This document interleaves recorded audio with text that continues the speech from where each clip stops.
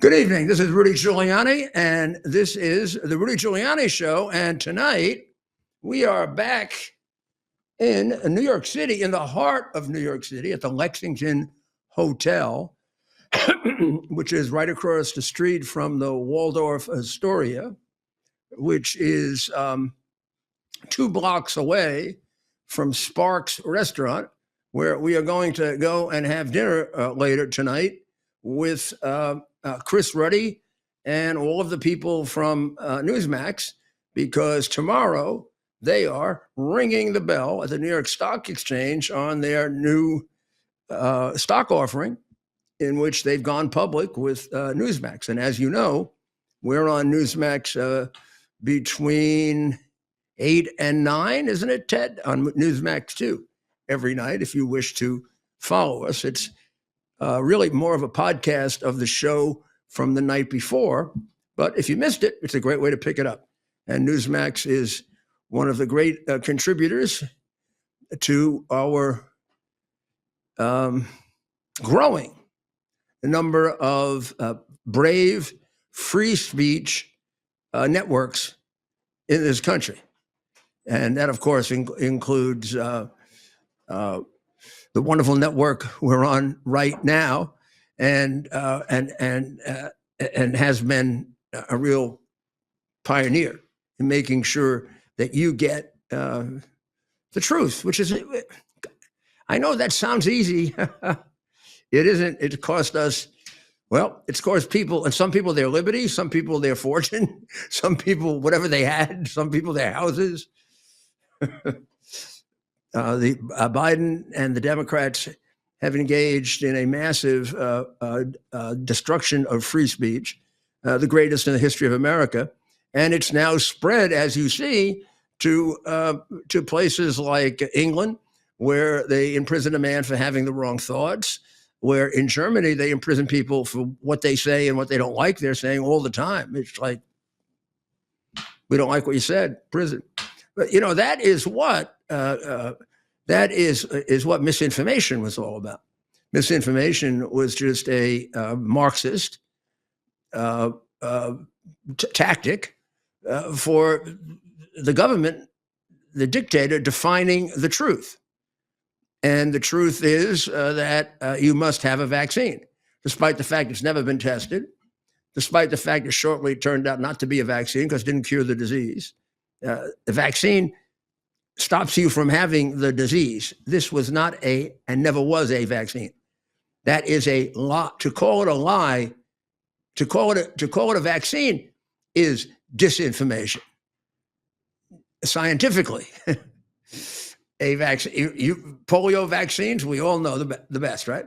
What does the polio vaccine do? It prevents you from getting polio. You don't get polio except a little milder. No. You don't get polio at all. Except when this first happened, for 2 months, Biden lied viciously about it to the point where he killed people.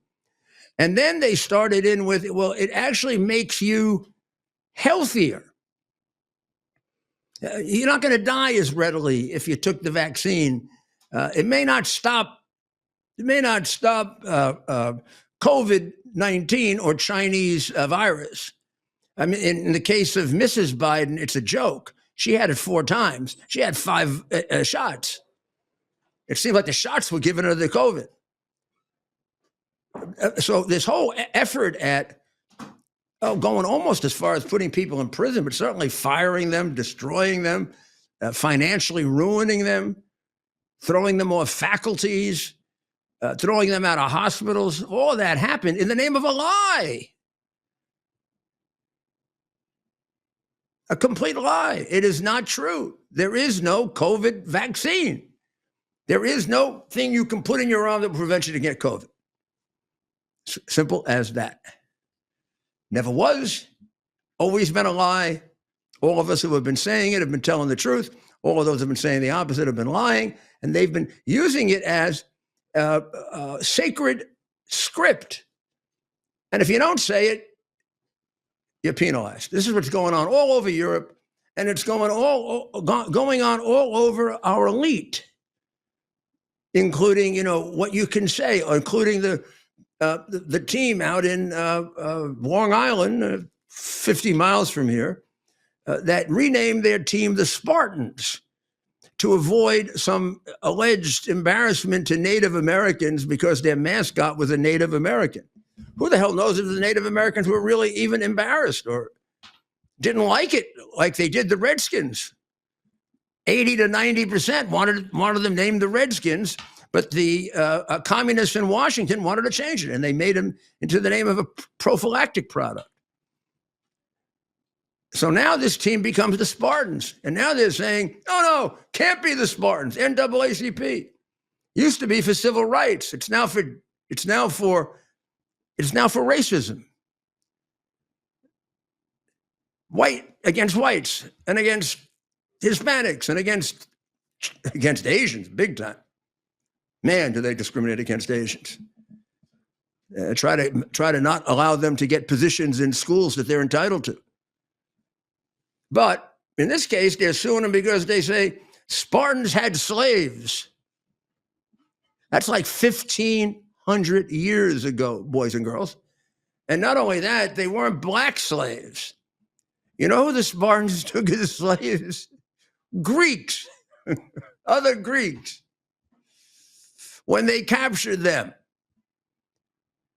every name would have to be removed if we did that.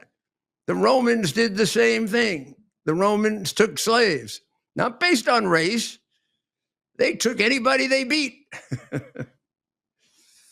They took Italians, today Italians, I don't know what they were called then, as slaves. Probably the most. Took a lot of Greek slaves.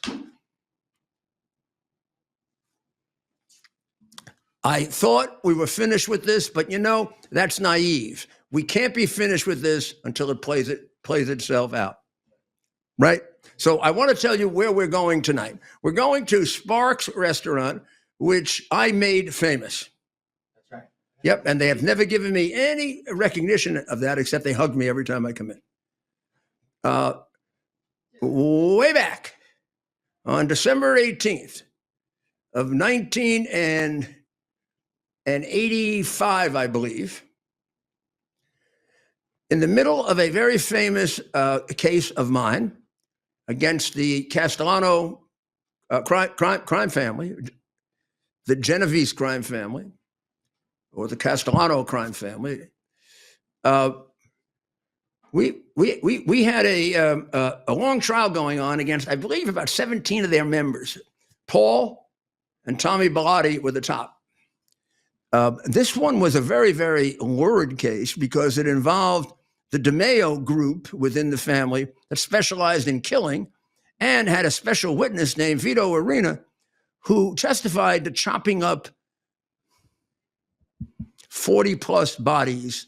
He was a butcher in Brooklyn who the mafia used at night to chop up bodies so that they could distribute them all through various parts of Brooklyn, Staten Island, Queens, New Jersey, and who knows, other places.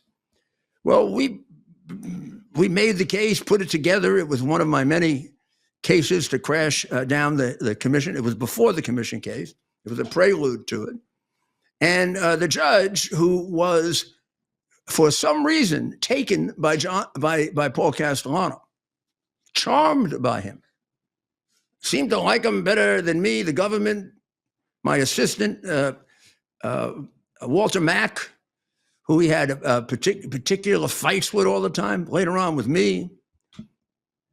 Well, he gave them a Christmas recess, if you can believe it, for about 2.5 weeks. I think it started on the 16th of December. This was over our vociferous objection. Vociferous, I mean like we almost got held in contempt about how can the judge be so stupid as to let a mafia jury out for 2.5 weeks. When, if you remember, John Gotti fixed 2 or 3 of them. I don't remember how many.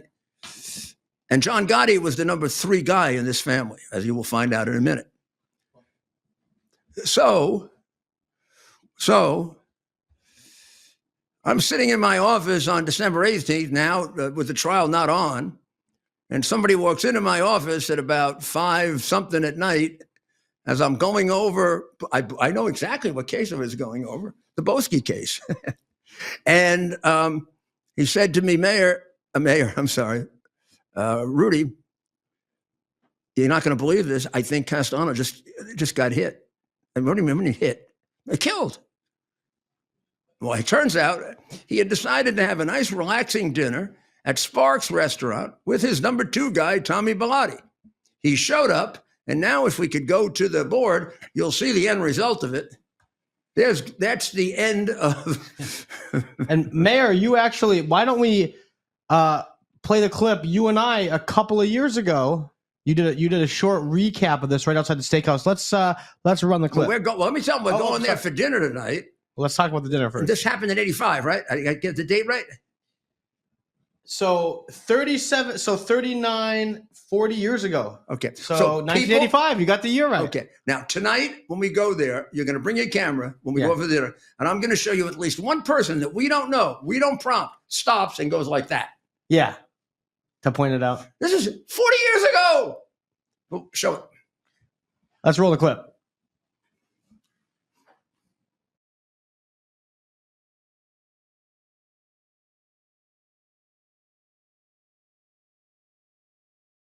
There with Tommy Bellotti.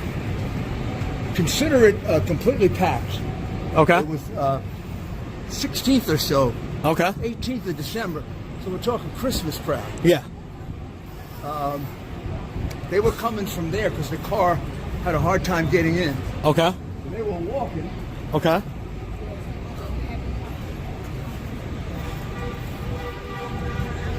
Gotti was here appropriately well dressed. Yeah. For the occasion.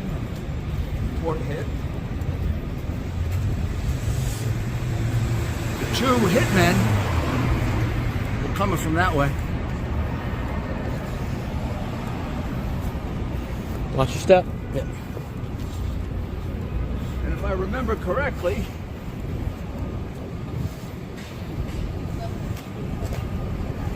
he got hit first. Right here. The other guy was there. Guys did it. Boom, boom. Turned around very quietly. They did not run. You don't run from the hit. Of course, in a crowd, you get picked out running. Ah. Halfway down that block, when the police went there, they found 2 raincoats. And that was it. 2 very expensive trench coats. Wow. Because they were looking for 2 tall Italian-looking men in trench coats. Yeah. Instead, it was 2 guys in a leather jacket.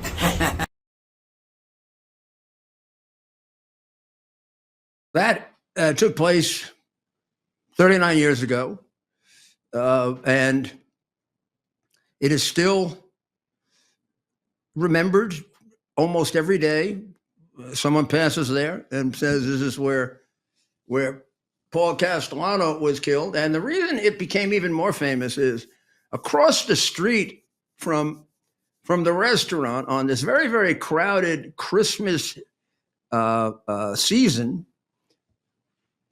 crowd, number 5:30 at night, in the crowd across the street was one. I think you remember this guy, John Gotti, and he was there against all of the rules, if there are rules for the mafia, because the bosses don't show up at the hits. They're off in Mexico somewhere, or in Italy, or someplace where they have a nice alibi when the hit took place. Of course, you could then, by good work, you could trace it to them. He was right there with Tommy the Bull Gravano, his expert hitman. And I'm sure if those 2, I think they were Sicilians that he brought in to do the hit. If those 2 Sicilians hadn't done it dead, we weren't having any Godfather, rolling around in the streets of Mulberry Street and then recovering at Bellevue Hospital and then, finally getting his son Michael to whack everybody.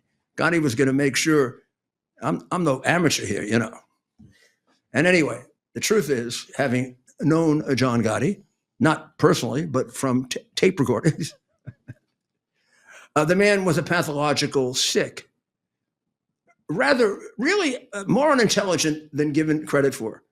But Castano was probably more intelligent than given credit for. But in any event, he killed him. And this is not the only killing where he showed up to watch it. And of course, he killed a guy who accidentally killed his son in a car crash, an innocent guy, non-mafia guy. So the guy it was said of John Gotti that he liked a murder. Well, today is Liberation Day, and we can't let that pass without noting it. And what does it mean, Liberation Day? I mean, it means a lot of people think of it as Tariff Day, but it really isn't Tariff Day. Tariffs are just I try to tell people, and the New York Times and the Wall Street Journal in particular, that gets wacky on this subject, often treats it like tariffs are inherently evil. And then there are other people that treat them like they're inherently great. Tariffs are have no moral quality to them. They're not a matter of principle. They're something like taxes. They're either imposed intelligently or they're imposed destructively. And sometimes you don't know which way it's going to go until you impose them. But they are a fair and very helpful weapon in international trade. Unless you are an iconoclast or a stupid, one-sided, stubborn idiot who thinks they're a free trader, but is actually too stupid to realize that free trade, when the conditions aren't fair, is no longer free trade. So the tariff world right now is completely unfair. Some countries charge us 100% tariff. We don't charge any. Some countries charge us an 80% tariff. We have a 20%. It has done catastrophic damage to America, not just economic, but social. It's destroyed families. It's destroyed communities. It's destroyed ways of life. When I was discussing with an expert on rebuilding our Navy, he said the biggest problem in our catching up to China in building ships, we don't have welders in the United States. People don't know how to weld. Do you know how much money they make? I was told that welding, somebody was telling me they're doing better than a lot of young lawyers. The reason is, by getting rid of all these industries, by getting snookered, cheated, or corrupted to give away these industries, we've given away all the attendant specialties they create to make a full nation that's capable of taking care of itself. Now, the elite of the New York Times and the Washington Post and the massive jackasses that went to Ivy League schools wouldn't understand it because they don't have to take care of themselves. Most of them have all kinds of people taking care of them. They wouldn't know what it meant to take care of themselves, which means they don't know what it means to take care of a nation. Yeah, we're going to be a nation of one product. They're unable to really rely on the fact that we have energy, that we have gasoline, that we have water, that we have. This is how. Now, Marxism pushed them in that direction. Some of them went there and know they're there, and they know why they're there. Those are the ones with an IQ. Others went there because it's fashionable, and it made them sound smarter than those who said we should keep the steel industry. Because there was nothing for them particularly sexy about the steel industry except Deer Hunter, the movie, the great movie with De Niro and Meryl Streep, and I mean, a really, truly great movie, which is really not about deer hunting. It's really about the Vietnam War. and an anti-war movie, of course. What do you expect? What do you expect they are going to be involved in but an anti-war movie? That group. It was a Hollywood movie. It was at the time that Hollywood was beginning to change and China was beginning to get control. And now that would probably be considered a pro-war movie, particularly since they sing "God Bless America" at the end. China would never allow that in a Hollywood movie now. You know, China basically controls Hollywood. So let's listen. Let's listen. Or do we have? Maybe we could have Kara. She may not be ready yet. If she's ready.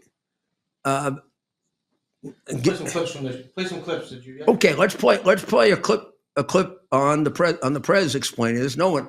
I mean, this man has understood tariffs for 30 years, and he's way ahead of all these other people on it. And I have complete confidence that this is going to work out right. But go ahead. Trade barriers on other countries, while those nations placed massive tariffs on our products and created outrageous non-monetary barriers to decimate our industries. And in many cases, the non-monetary barriers were worse than the monetary ones. They manipulated their currencies, subsidized their exports, stole our intellectual property, imposed exorbitant VAT taxes to disadvantage our products, adopted unfair rules and technical standards, and created filthy pollution havens. They were absolutely filthy, but they always came to us and they said, we're violating, we should pay for it. It's all detailed in a very big report by the U.S. Trade Representative on foreign trade barriers, and I'll just hold it up for you. It's available, and you don't have to pay too much. As I understand it, you'll pay nothing. It's a lot of work. A lot of work for something, actually, because it's a special book. It's frankly, it's very upsetting when you read it, when you see what people have been doing to us for 30 years. This all happened with no response from the United States of America, none whatsoever. But those days are over. Let me offer just a few examples of the vicious attacks our workers have faced for so many years. The United States charges other countries only a 2.4 tariff on motorcycles. Meanwhile, Thailand and others are charging much higher prices, like 60%. India charges 70%. Vietnam charges 75%, and others are even higher than that. Likewise, until today, the United States has for decades charged a 2.5 tariff. Think of that, 2.5%. On foreign-made automobiles. The European Union charges us more than 10% tariff. We're back. Well, as you can see, no tariff. Are we back?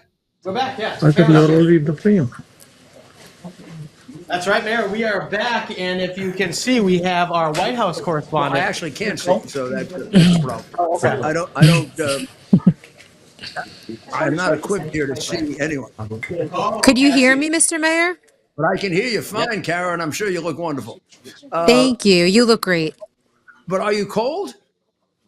It is cold, but we're here actually in the briefing room. There's a lot of media here from around the world today, a Yeah. lot of financial media that's here to cover this day. So behind me, and I'm sorry that you can't see it, but right behind me, there's a lot of charts, the number of charts that the White House put up, the same Yeah. ones that President Trump had today that he was showing at that briefing.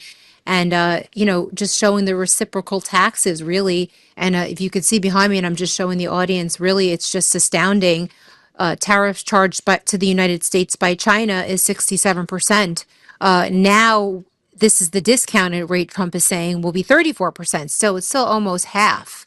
And that goes for a lot of different countries, like the European Union charges the United States 39%, where now the United States will be reciprocating with a discounted tax of 20%.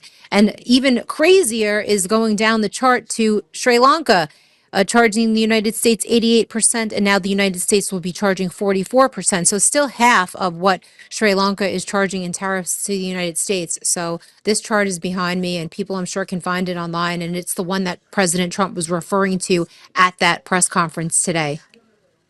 So he's really giving them a break. He said reciprocal tariff, but what you've told me so far is half a reciprocal tariff. Right. So you can only imagine what we were charging before. It was less than that. So it was like a quarter, if not a fraction. It makes no sense really that presidents before President Trump hadn't really addressed this. It's obviously something that's been going on for years, which is why there's so much fear around it. I think why so many people are really afraid of what this quote unquote means for the economy, just because we're so used to getting ripped off. It's sort of like Stockholm syndrome. I think we've spoken about this before, but Yeah. President Trump seems to be very confident that these tariffs will definitely benefit the United States economy, especially long term. Yeah, I think I think that's the issue, right? Long term, except for the real tariff maniacs who think that tariffs are just inherently evil. I think most people realize that eventually this is a very good thing for us if we get on a level playing field, and we'll be able to have more jobs. We've already gotten all sorts of businesses back as a result of it. But there will be Right. certain prices will go up for a while. But isn't it worth it for? I kind of think of it as made in America. Shouldn't we be buying made in America?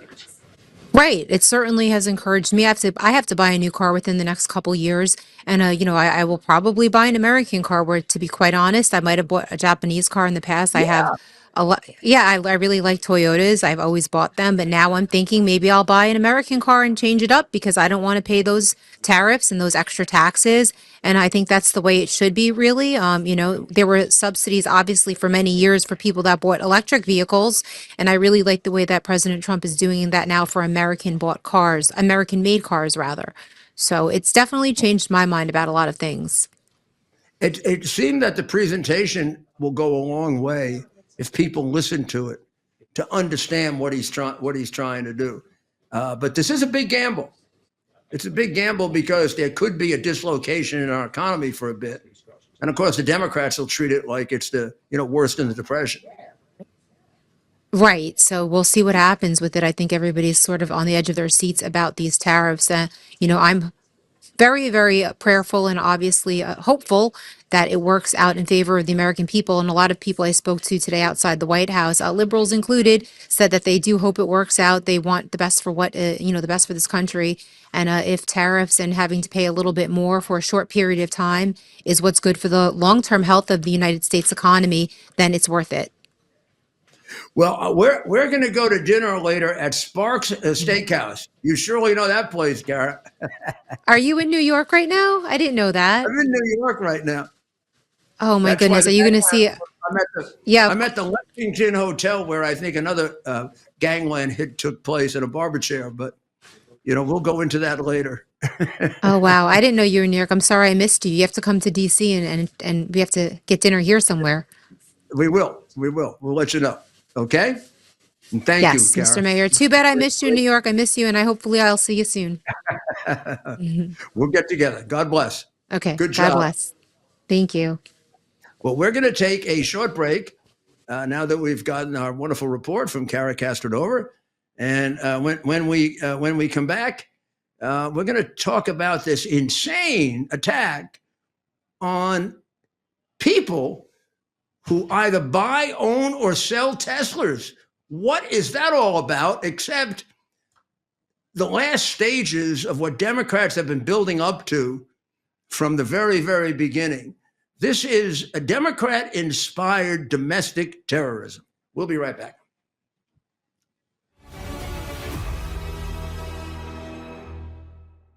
You're still looking good. I'm still feeling good. I've got all your MyPillow products. Mattress topper, bed sheets, MyPillows, towels, slippers, blankets. I'm interrupting this commercial to do something I've never done before. Get 2 MyPillows absolutely free on orders of $100 or more. I can't do this forever, so get on board with this great sale today. Our best-selling 6-piece bath towel sets or kitchen towel sets, just $29.98. Our famous standard MyPillows only $14.98. Queens $18.98. King size only $1 more. Body pillows $29.98. Multi-use MyPillow 2.0s with pillowcase, $9.98. Save $40 on our Spring Percale and Giza Dream bed sheet sets. Any size, any color. So go to mypillow.com or call that number on your screen. Use your promo code to save up to 80% on all MyPillow products. And when you spend $100 or more, get 2 standard MyPillows absolutely free. Here we are, pretty much at the beginning of the process here at this pristine, I call it a laboratory. It's not like a factory, it's like a hospital. This is the beginning of the process for roasting. Deep grain, very good quality. Most people don't use this quality. We deal with small farmers because they like to know who we're dealing with. They give us the highest quality, all organic, non-GMO. You should know all Arabica beans, no Robusto, all Arabica. They're gonna go into the roaster and it'll get roasted for about 20 minutes or so.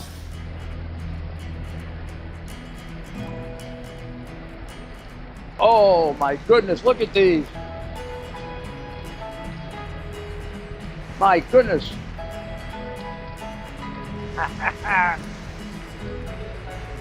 You're going to want to specially order these.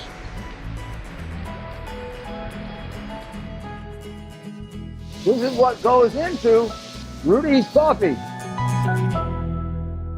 I hear every day about the products you all wish MyPillow carried. Well, guess what? We probably do. Slippers, bathrobes, pet beds, blankets, mattresses, sleepwear, loungewear, duvets, comforters, pot holders, aprons, oven mitts, and so much more. And they're all on sale. For example, get our best-selling standard MyPillows for only $14.98. Body pillows, $29.98. 6-piece bath towels or kitchen towel sets, just $29.98. Multi-use MyPillow 2.0s with pillowcase, $9.98. Save $40 on our Spring Percale and Giza Dream bed sheet sets. Any size, any color, and so much more. So go to mypillow.com or call the number on your screen. Use your promo code to save up to 80% on all MyPillow products. And I've never done this before. When you spend $100 or more, you're going to get 2 standard MyPillows absolutely free.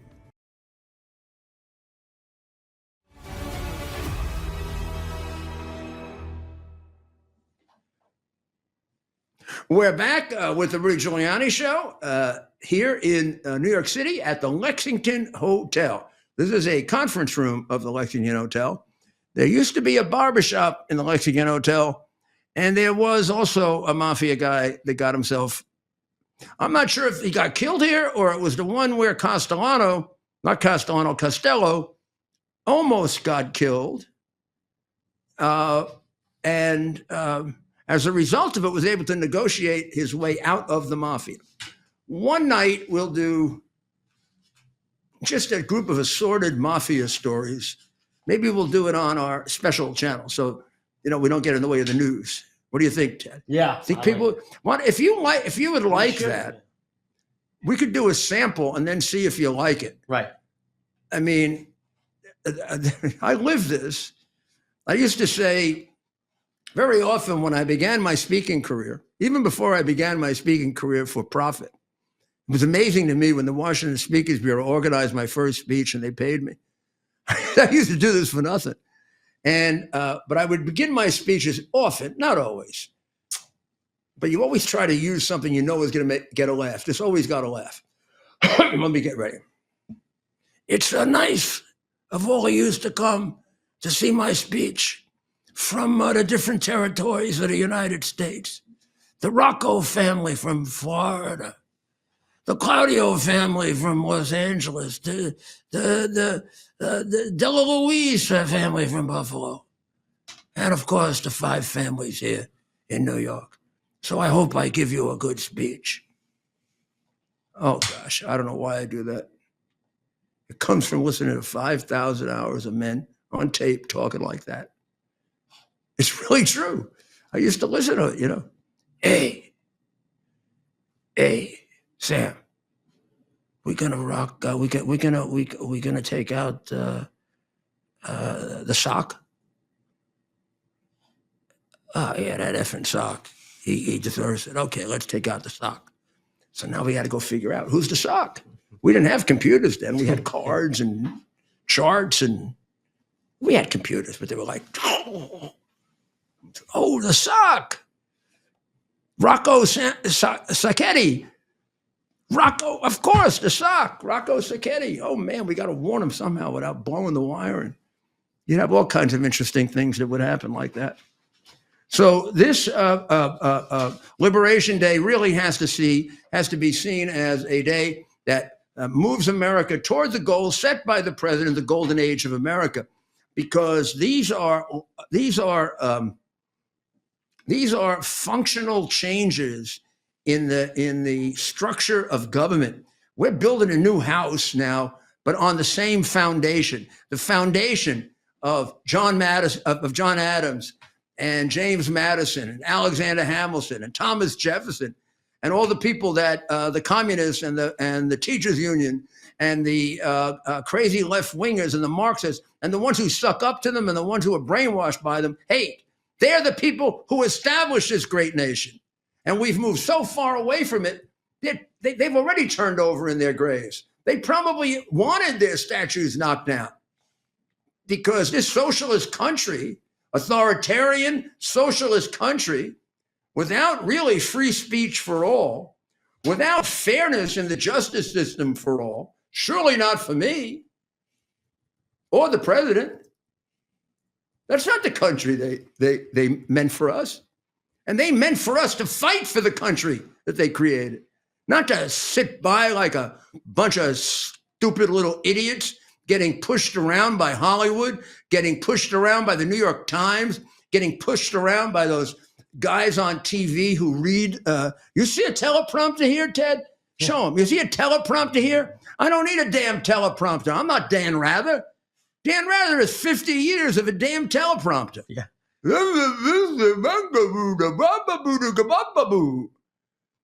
And then go left wing, Ted. Yeah. Dan, because that's where you go. You go left wing. Suck it, suck it, suck it. Walter Cronkite, my backside. He was a left winger.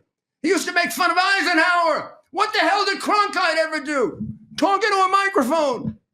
Eisenhower won a war. He should have been kissing his feet.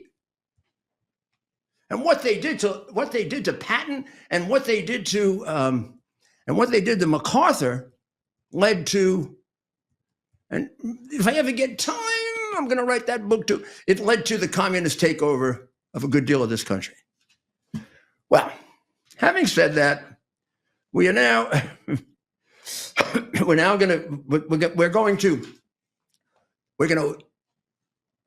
to move on because I could spend the whole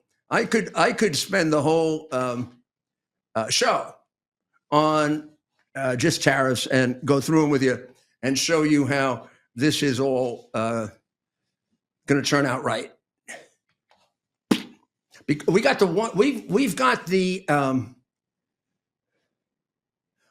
major part in the machine that makes this work. That's called the market. So they talk about the Chinese market. Yeah, if you want to sell peanuts to a country that's half third world impoverished and whose numbers are completely false. You want a market? This is a market. If Trump really does to Canada what he wants to do to Canada, but before 6 months, it'll be in a recession like it's never seen before. Canada depends on us. We don't depend on Canada. A little adjustment, get all the oil in the United States. Cheaper. I told you a couple of days now, I've been telling you decision day, decision day, decision day. I haven't stopped. You know, I love the president and, you know, I understand all the problems that he has in doing this, but I'm beginning to become insistent because as I told you, my country comes first. Always, always, always, always, always, my country comes first.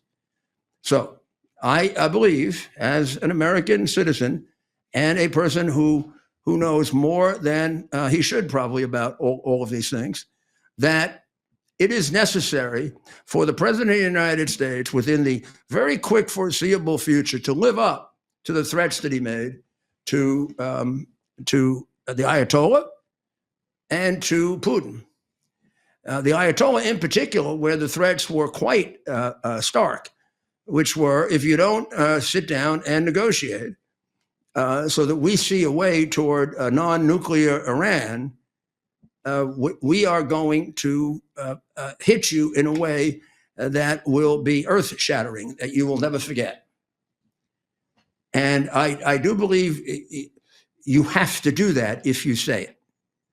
If you're the leader of a country, it is fundamental in a world made up of bullies, in a world made up of, and I say bullies, it's a very, very euphemistic term. I say it because that's the term I used in my book when I described this way back 20 years plus ago, and said that many of our problems, if not all of them, come about because our presidents are afraid to act, except for one, Ronald Reagan. And it is time now to act. And I'm going to say the clock is running on that. And there will be a point at which a great deal of the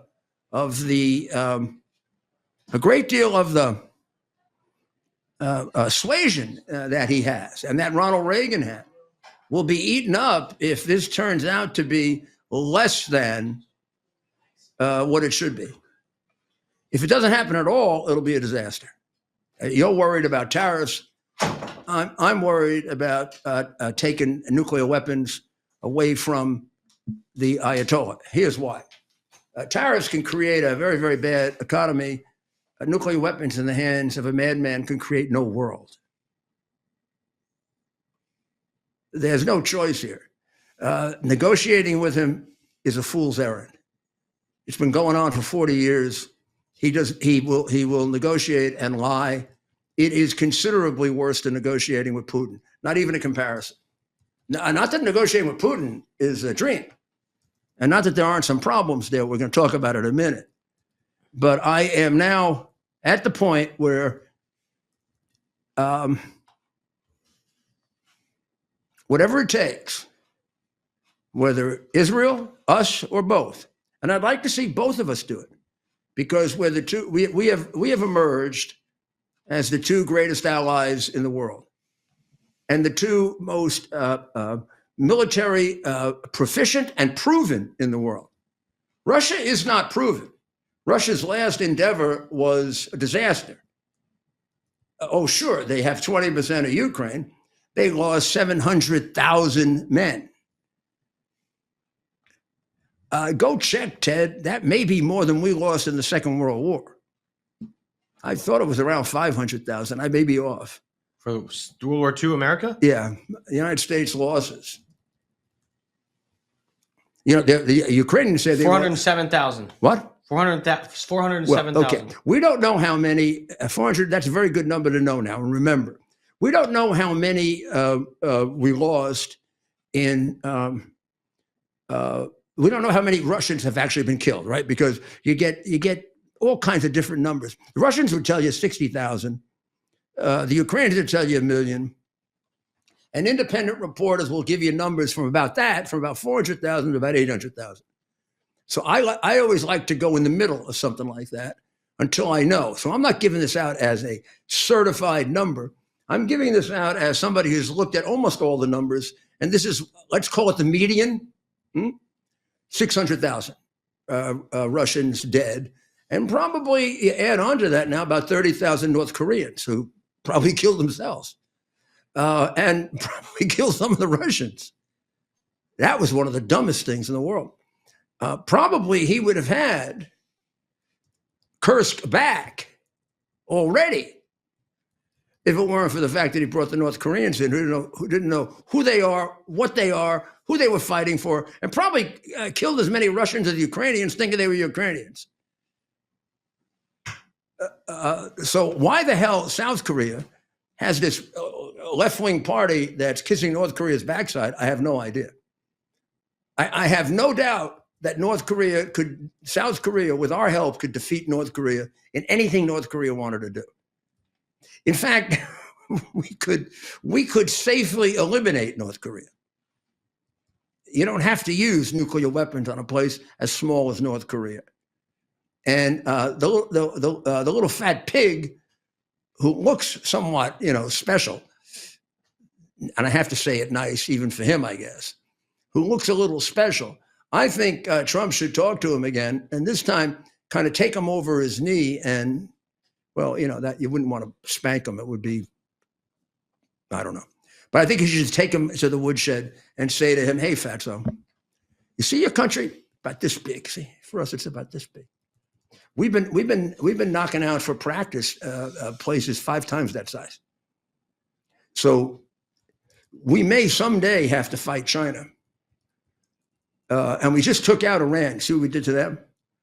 So if you don't mind, it's nothing against you. I like you. But I'll take your country out just for practice, and also to show Xi Jinping what happens to him if he goes into Taiwan. So stop messing around with South Korea, huh? And all those guys in South Korea that want to be communists, I tell you what, I picked them up. I put them in a bus. You got them. They're all yours. They can stay here in the country of one television station, where half the people are starving, and where you don't know who to you don't know who to shoot.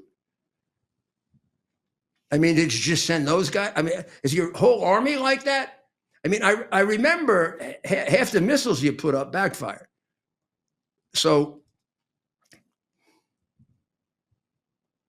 I like the diplomatic Trump. It's great. He's doing a great job with Europe. He's doing exactly what has to be done with Europe. He's moving us away from the Marxist, communist-oriented Western Europe, the one world, Chinese, easily overcome Europe, to the picking out the strong parts of Europe, Eastern Europe, Poland, Hungary, not quite Eastern Europe, that's Western Europe really, but Italy, Lithuania, which now has another American troop that's been killed there. And I can assure you it's not Lithuanians. They love Americans. And I can also assure you that there's somebody that really has their designs on Lithuania. You know who that is. It's the guy that Trump is waiting on, Putin. What the hell are we waiting on him for? Putin says, not yet, to peace now. I don't want peace now. I'm for peace, but not now. Let me kill a few more people. Okay, how about cutting off all the oil how about making it impossible for him to move oil?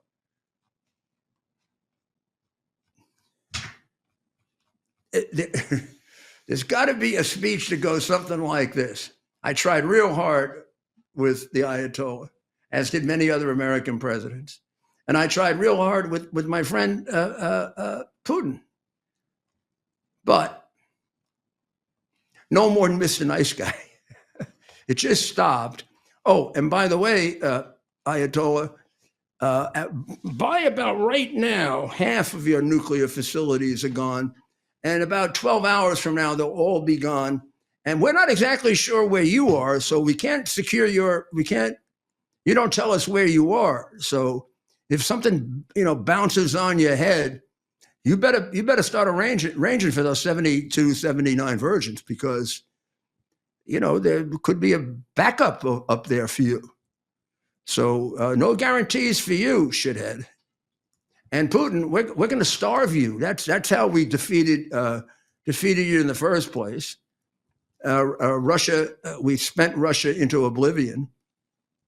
Honestly, your economy is smaller than some states.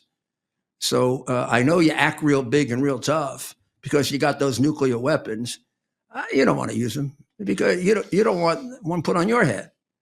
So stop the bullshit, stop the killing, and let's have peace. And you're going to give up part of Ukraine. They're going to give you some of Ukraine. You're going to give some of Ukraine back. And we're going to get our mineral deal. And it's all going to be fixed up. And there's going to be no more war. There could be no more war. This is it. You tell us what you want. They'll tell us what they want. You're going to trust us because you like us.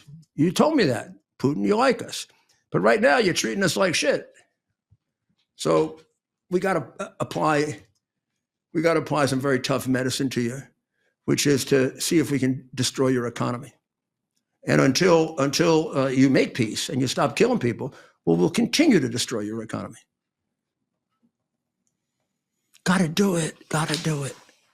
Nice talk for too long. Nice talk for way too long. Second thing we got to stop like that is this domestic terrorism, which is the first really large-scale domestic terrorism that we've had. It makes a joke of a January 6th and the Democrats on January 6th, which they made up. Here, they're encouraging this. This is a Democrat-led effort of domestic terrorism against not just Elon Musk, but against poor, innocent people who own Teslas, who are looking at Teslas, who sell Teslas for a living, many of them independent businesses, not connected to Elon Musk. Now, I don't know why I even have to do this, why I have to say, oh, it's really wrong because you're not just killing Elon Musk, you shouldn't be killing Elon Musk. What the hell is wrong with you, Democrat Party?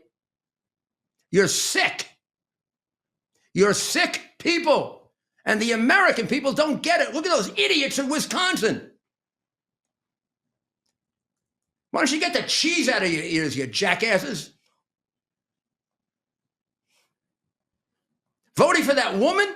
Oh, yeah, they were really happy last night at the party for that woman. They're going to get to kill a lot more babies now in Wisconsin. So eat your cheese while the babies get killed. Oh, yeah. Not only that, just like the state next to them, communist Minnesota, run by the Chinese operative Tampon Tim, maybe some of the overflow of the kids who want to get mutilated will come to your state, Wisconsin. Right now, Minnesota is the center of mutilation in America. Disgraceful. And the guy reeks of being a Chinese operative. And not even the conservative media will go after Tampon Tim. 30 times he went to speak in China. He got money for 2 businesses from China. He brought hundreds of children to China to brainwash them. And he's the governor of a state. And he's getting kids mutilated and letting babies get killed after they're born and lying about it. And now Wisconsin with this Crawford.